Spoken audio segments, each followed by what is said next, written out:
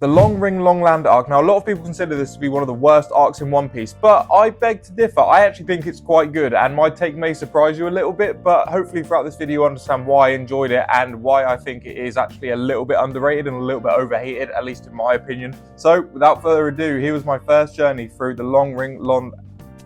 I can never say the name. This is the absolute worst arc in One Piece. At least that's what everybody says, but I'm going into it with a positive mindset and I'm going to try my best to enjoy it. The Long Ring Long Land arc is what I'll be starting today, and I'm not mad at the first episode at all. I actually think it's really fun so far. I mean, it looks great to start with. It's the first episode in HD, and the island itself is fucking ridiculous, but in the best way. Genuinely, some of the funniest creature designs I think I've ever seen in my life. That really long dash hound fucking killed me, bro. Any sort of weird new island with the Straw Hats, I'm always down for. So far, I've got to say, I'm actually enjoying it. The story about the horse waiting for his owner for 10 plus years hooked me quite quickly emotionally. I'm already rooting for the old man to get back to his people. And I thought the introduction to the main villain of this arc, Foxy, was quite good, ruining that reuniting between the horse and its owner after 10 years. Foxy reminds me a little bit of Buggy, has a similar sort of energy. He's definitely a lot more goofy than some of the villains we've become accustomed to recently. In this episode, Chopper's absolutely heartbroken that he has to leave the Straw Hats and join the Foxy Pirates. And he's crying and he's screaming and he's really upset. But the way Zoro reacts to it here I thought was absolutely brilliant. Instead of showing sympathy towards Chopper, Zoro gives him tough love instead, which is exactly what Chopper needs, and I think Zoro knows that. I think Zoro is very emotionally intelligent, especially when it comes to the other Straw Hats. He knows Chopper wants to become stronger and he wants to become a real pirate, so he treats him that way, and I think that says a lot about Zoro as a person. Zoro and Sanji act like they absolutely hate each other, but I think they're going to be best friends one day. In this episode, these two are being forced to work together, and they just seem so different but so alike at the same time. Sanji's obviously obsessed with women, Zoro's obsessed with his swords, but they both share the same value, and that's having the strength to protect the people that they love. And even though they fight like brothers and they clash heads all the time, based on that value of strength, I think they really do respect each other a lot. I think when these two work together, they'll be absolutely unstoppable. After Sanji and Zoro win the second round of the Davy Back games, Luffy is tasked with bringing over a member of the Foxy Pirates over to the Straw Hats, and obviously you think that's going to be Chopper. And Nami brilliantly even suggests bringing Foxy over in order to give the Straw Hats a bigger advantage. But Luffy takes a completely different angle that I wasn't expecting at all. He decided to bring back Shelly instead, the horse that waited for her owner for over 10 years. And it's something that didn't even cross my mind, but it really does go to show Luffy's thoughtfulness and emotional intelligence. It was just an incredibly selfless and genuinely kind thing for Luffy to do for Shelly and Tonja. It's not an arc that's trying to be anything more or less than what it really is, and that's a light-hearted story featuring characters that I've come to absolutely adore. There have been so many moments and episodes and arcs in One Piece so far that have been extremely emotionally resonant and thought-provoking, but this isn't trying to be that at all. Not that this arc lacks consequences completely, but I'm just enjoying seeing the Straw Hats, these characters that I've come to love, in a situation that's a bit more fun and less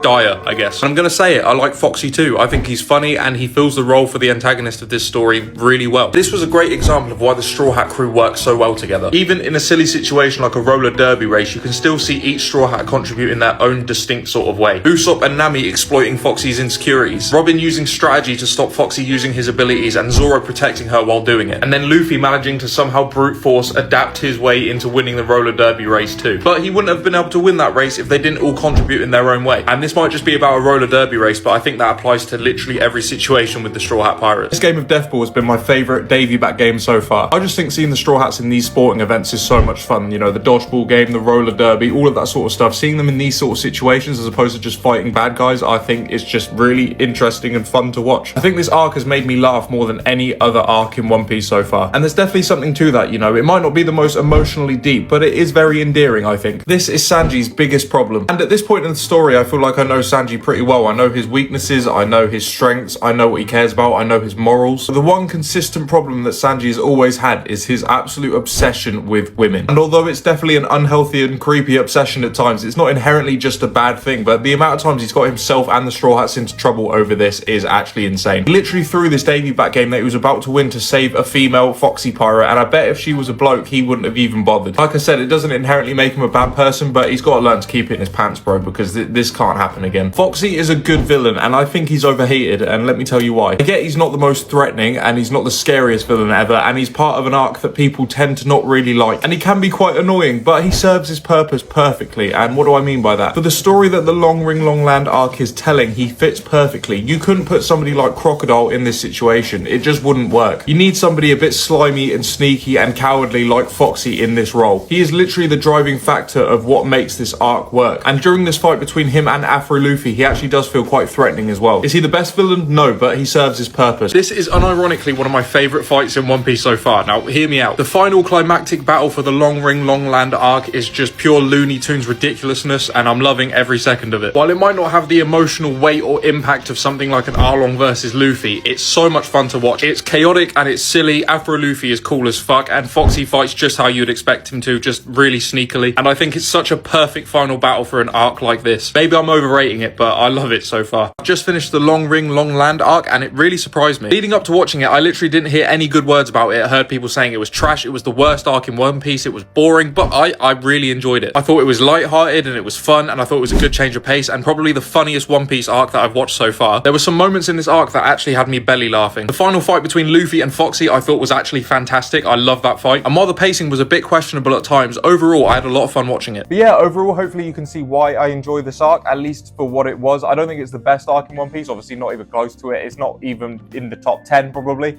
but I do think for what it was, it did well for what it was trying to be. It wasn't trying to be anything crazy. It wasn't trying to be like an Impel Down or a Sabaody or like an Arlong Park or nothing like that. It was just trying to be like a fun little story in this weird little place where creatures are way too long and the villain has the craziest laugh of all time.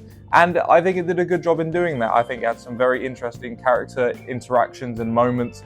Foxy, he's a fun villain, you know, again, nothing too crazy, but I think he served his purpose, as I said. And like I said, I think it's a bit overhated maybe, because yeah, I think whatever it's trying to do, it does well.